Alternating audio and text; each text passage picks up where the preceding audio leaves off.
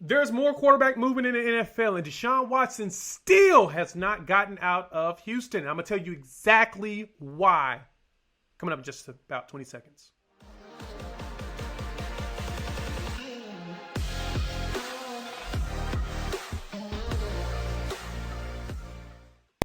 What's good, everybody? It's your boy Jay here with Unfair Sports, where we take a pensive approach to the sports conversation. Thank you for checking us out. Make sure you hit the like and subscribe button, as well as check out our podcast in the description below.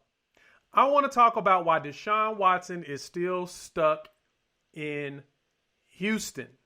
All right, man, it's been a lot of movement for quarterbacks in the NFL over the last 2 years. If you really think about it, this has probably been the most movement we've seen from quarterbacks in this league in a 2-year span, probably in history.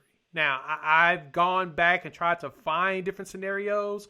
Maybe my research wasn't very good, but at the same time, I have not been able to see any era where this large of names were on the move. And not even really just names, just the type of players that are being shifted around, because typically a team, when they get a quarterback and they feel like they're potentially the future, they don't let them go. They hang on to them forever. And in today's NFL, it feels like a lot of these quarterbacks are more polarized than they used to be. Now, there's probably a ton of quarterback movement in the 90s and maybe even the early 2000s that were warranted for young guys that we thought were going to be good but didn't end up being as good as we expected, or something that had like a monstrous season and then something happens and we haven't heard from them since. Like, I'm looking at the most recent trade, which is Carson Wentz just got traded to the Indianapolis Colts. He was traded for a 3rd-round pick this year and then a conditional 2nd-round pick in 2022, which turns into a 1st-round pick if he hits certain incentives. Him being traded, then you had the Matthew Stafford for Jared Goff trade that happened about a couple weeks ago, right before the Super Bowl hit. So all this movement, you're like, man, what's going on with all the quarterbacks? This isn't really normal. But in a way, it kind of, like I said, it kind of is we just polarize these quarterbacks more than we used to. And so now we have the Deshaun Watson standoff with him and the Houston Texans that we've had for how long now? For a few months. And everyone was making comments about how J.J. Watt was able to get out of Houston by getting his release, an agreement to be released, and Deshaun Watson can't get traded, you know? And then it goes into even other leagues. You can talk about like James Harden getting out of Houston as well. Seems like everybody's leaving Houston and getting to Brooklyn as his desired location because he was kind of dogging it to get up out of there. But the situation that Deshaun Watson's in is a lot bigger than what it is with like James Harden or even like the J.J. Watt situation, Matt Stafford, all of them, even Carson Wentz. I equate the Carson Wentz situation similarly to what happened with Dante Culpepper when he was with Minnesota. Culpepper had that monster 4,000-yard season with Randy Moss, and he was looking like that team was going to be unstoppable. But Culpepper got hurt. After Culpepper got hurt, he was never the same. He became a journeyman, went to Miami, was in Detroit. It just never came back to what it was. And I feel like this Wentz situation is going to be similar. Now, the good thing for Carson Wentz is he's going to Indianapolis underneath Reich, which was his coach, his offensive coordinator at Philly when he was really good. So there's a chance that he can revive his career.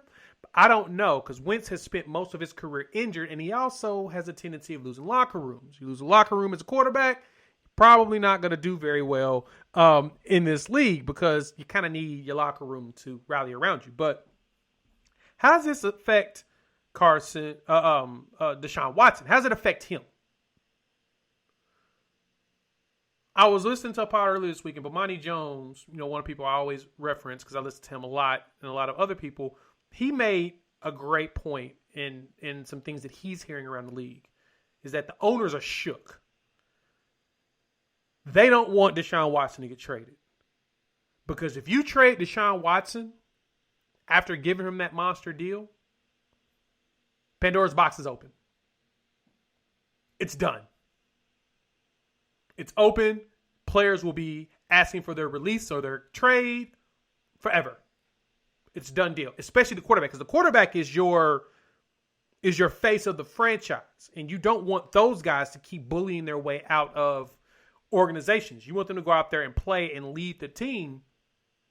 Even though in the Deshaun Watson case, which is even more crazy, that everyone is on Watson's side because of how inept the Houston Texans have been. But he's not going to get traded because the owners don't want him traded, because then they have to deal with that with the next guy. What about Buffalo dealing with that with Josh Allen potentially if they keep making some bad moves? Baltimore and Lamar Jackson. Kansas City and Patrick Mahomes. You don't want that to happen with players that are as good as Deshaun Watson to be able to control their destiny. Like, the NFL is already terrified that they're going to end up like the NBA, where you have players like James Harden that can dog it for a couple of games and get traded because he wants out of the team. Even though the team offered this man a $100 million extension over 2 years, they would have gave him $50 a year, and he's like, nah, I'd rather not be here.